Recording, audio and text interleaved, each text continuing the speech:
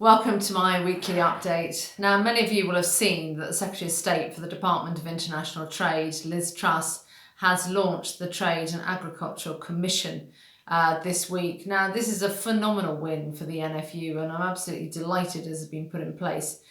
It isn't the full ticket yet, it isn't everything that we want, but it is a significant step forwards. Now, of course, we have to make sure that we achieve the statutory underpinning with primary legislation that we believe is so important. So we've been working closely with Lord Curry, and he presented the amendment in committee stage on Tuesday in the House of Lords. A lot of support for it. And I think we have something really powerful that we can take forwards, and I've got a meeting with him in a week's time to really bring together all the views and make sure that going into report stage in the early part of the autumn that we really have a very strong amendment that everybody can buy into. And of course the litmus test of government is that this actually gets the support of the House of Commons. This is the most important aspect of it. We can achieve all sorts of things in the House of Lords, but if the Commons don't back it, it ultimately doesn't go anywhere. I think it's also been really helpful on standards to see Henry Dimbleby's food strategy report, the interim report, be launched this week.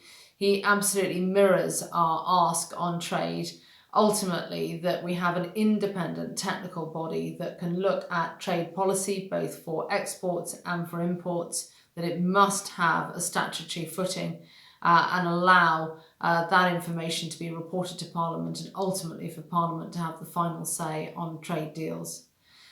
And finally, I'm delighted to welcome in the next generation of NFU ambassadors. And I'd also like to say a very big thank you to last year's ambassadors who did a phenomenal job for us at a very, very important time. But this is all about the young people right now, a new trade policy, a new agricultural policy, an environment bill, an immigration bill, all will be going through, all will present huge change, challenge and opportunity. And to have our ambassadors at the forefront of that engagement, really championing everything that they are doing is massively significant for all of us. One more thing very quickly, I'm working with the Mail on Sunday now on a wool campaign. We've seen wool price drop below the cost of shearing, and it's just unacceptable when we look at a world that is ravaged by unsustainable use of plastics, and we have these wonderful sustainable products that are just losing value. So we've been working with them and others, really getting behind this Backing British Wool campaign, making sure that we are really utilising it, really thinking out of the box with how we use wool going forwards. I had a gift sent to me this week that was wrapped in a British wool insulating blanket, and that I know has been incredibly successful in a lot of box food going around the country using wool as an insulator.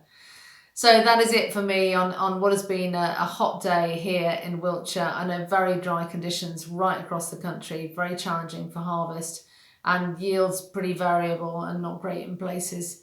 So I'd just like to say to everybody, please stay healthy, please stay fit, and please do, above all else, take care of yourselves. Thanks ever so much.